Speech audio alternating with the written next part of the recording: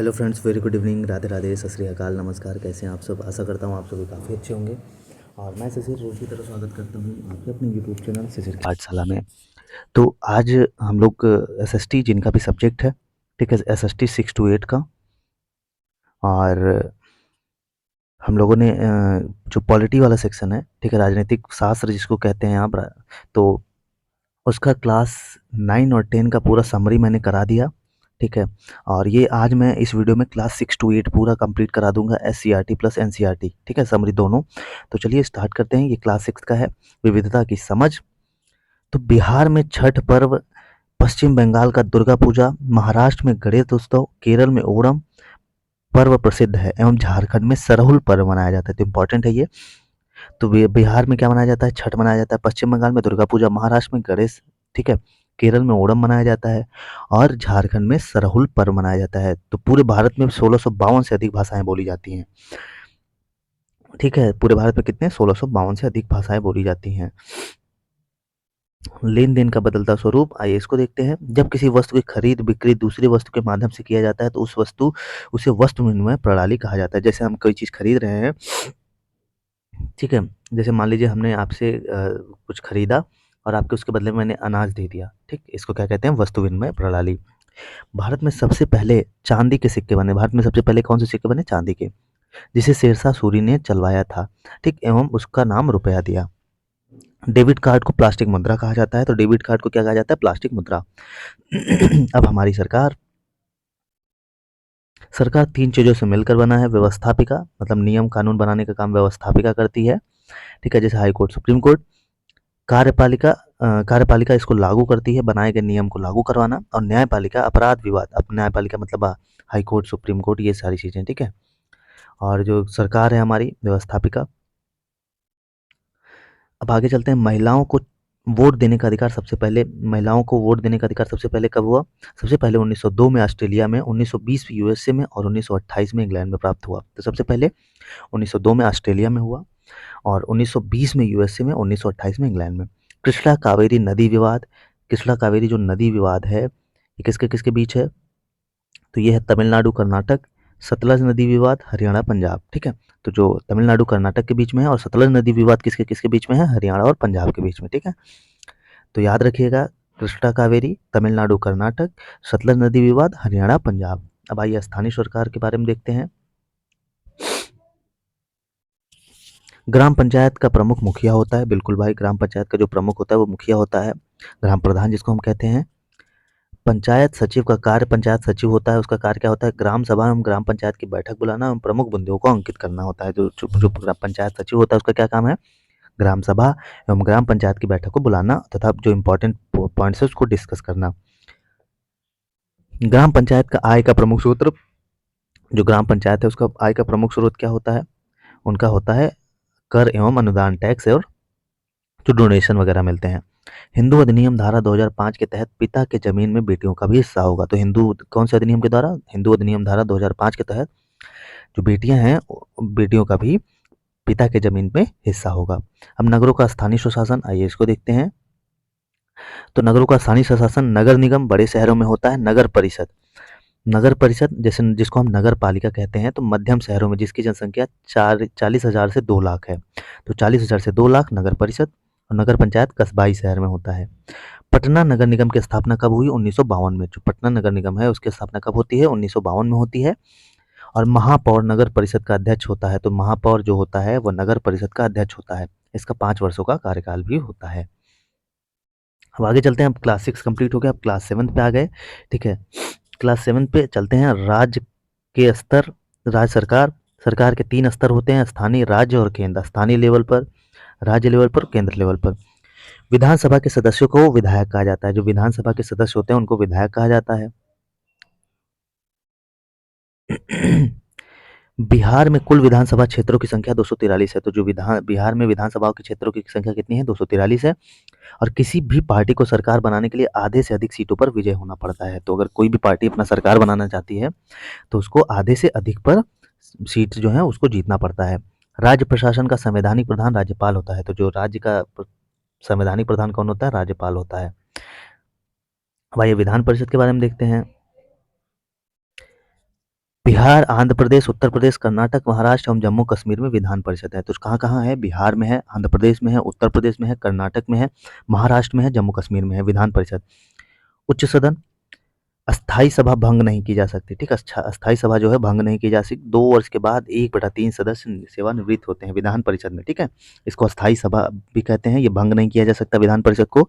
और 2 वर्ष के बाद क्या होता है? 1/3 सदस्य सेवानिवृत्त होते हैं।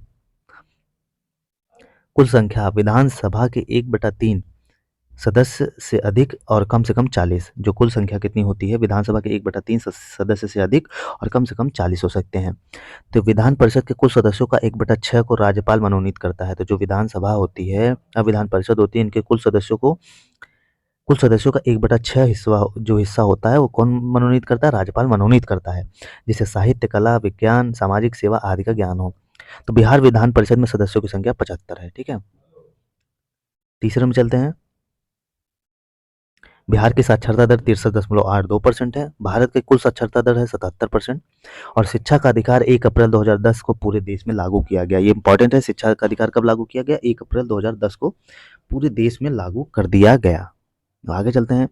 बिहार का सर्वाधिक साक्षर जिला कौन सा है? रोहतास है, ठीक है। न्यूनतम साक्षर जिला पूर्णिया है। जो सबसे जहाँ कम साक्षरता है वो पूर्णिया है, ठीक है।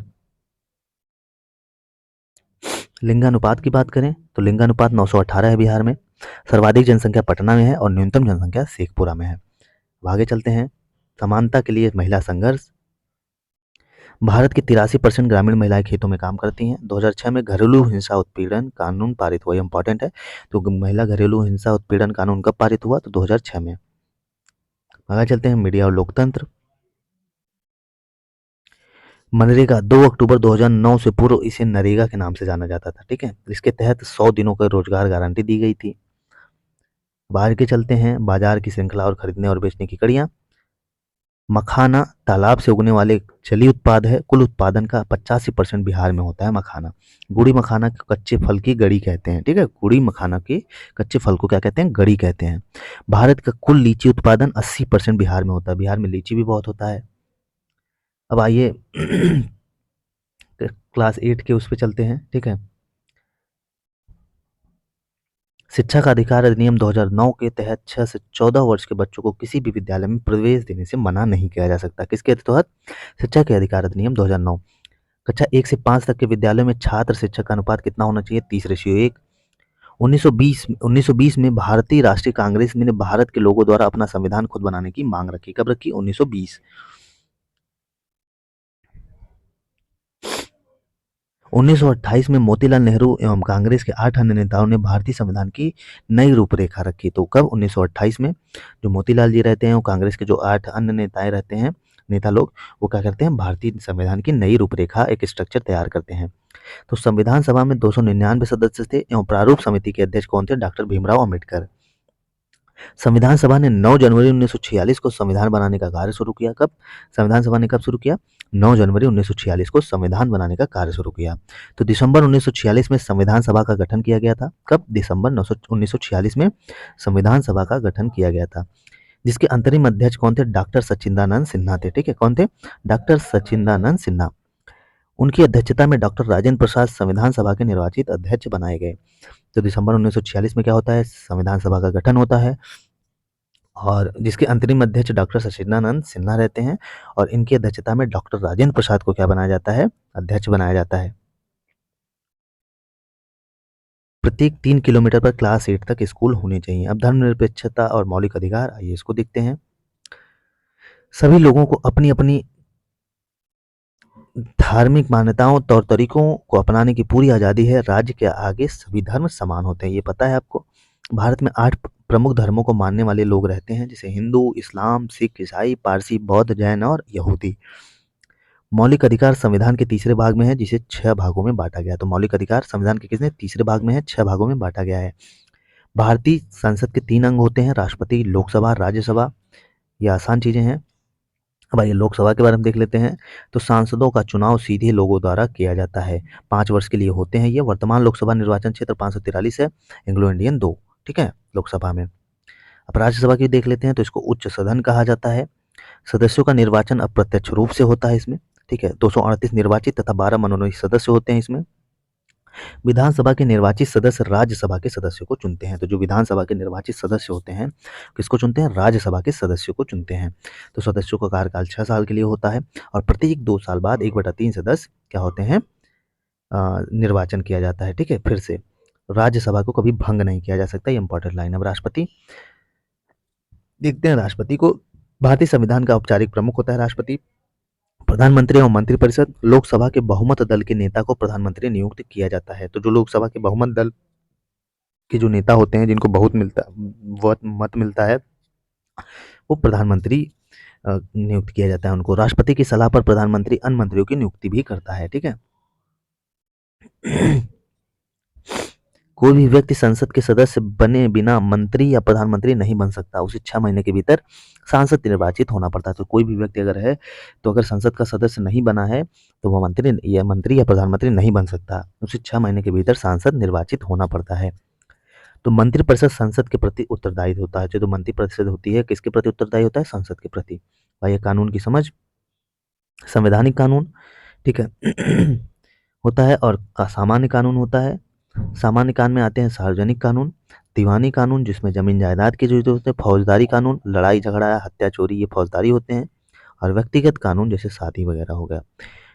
बिहार में 1982 में बिहार प्रेस बिल कानून पारित किया। ये इंपॉर्टेंट है कि बिहार प्रेस बिल कानून कब पारित हुआ? तो 1982 में। भारतीय न्यायपालिका के 3 स्तर होते हैं। ठीक है, आपको पता है। जिला कौन कौन से होते हैं, ये सुन देख लीजिए अच्छे से। जिला और अधीनस्थ न्यायालय और उच्च न्यायालय, सर्वोच्च न्यायालय। जिला और अधीनस्थ न्यायालय होते हैं, उच्च न्यायालय होता है और सुप्रीम कोर्ट होता है। भारत सरकार द्वारा विधिक सेवा प्राधिकार अधिनियम 1987 पारित किया गया, जो 9 नवंबर 1995 से प्रभावी है। तो भारत सरकार द्वारा विधिक सेवा प्राधिकार अधिनियम 1987 पारित किया गया, जो कि कब? 9 नवंबर 1955 से 95 से प्रभावी है। न्यायिक प्रक्रिया, सहकारिता, अब इसको देखते हैं। इसके बाद हमारा कंप्लीट हो जाएगा समरी। बहुत कम समय में बहुत फास्ट रिवीजन में आपको बहुत मदद करेगा ये। ग्रामीण क्षेत्रों में करीब 40% महिलाएं, 30% पुरुषों में प्रत्यक्ष रूप से कुपोषण पाए जाते हैं।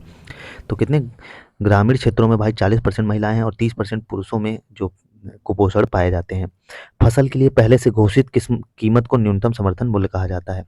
अगर कोई फसल है, उसकी पहले से ही घोषित कर दें कि ये इतने में बिकेगा, तो उसको क्या कहते हैं? न्यूनतम समर्थन मूल्य। खरीदे हुए अनाज को खाद्य भंडारों में रखना बफर स्टॉक कहलाता है। तो जो हम अनाज खरीदते हैं, उसको खाद्य भंडारों में रखना बफर स्टॉक कहलाता है। तो इसमें हम लोगों ने क्लास 6, 7, 8 की समरी बहुत अच्छे से कर ली। सीआरटी, ठीक है, प्लस एनसीईआरटी दोनों कंप्लीट कर लिया इसमें, और रिवीजन में बहुत मदद करेगा। ठीक है, अब इसके इम्पॉर्टेंट क्वेश्चन है, उसको हम करेंगे। ठीक है, जो पीपीएससी प्रीवियस ईयर के क्वेश्चन पूछे गए हैं।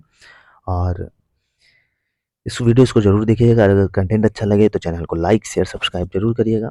तो चलिए इस वीडियो में यहीं तक। अब अगले वीडियो में हम पूरा प्रीवियस ईयर के क्वेश्चन कर लेंगे। ठीक है, हमारा बहुत अच्छे से रिवीजन हो जाएगा। तो चलिए तब तक के लिए जय हिंद, जय भारत।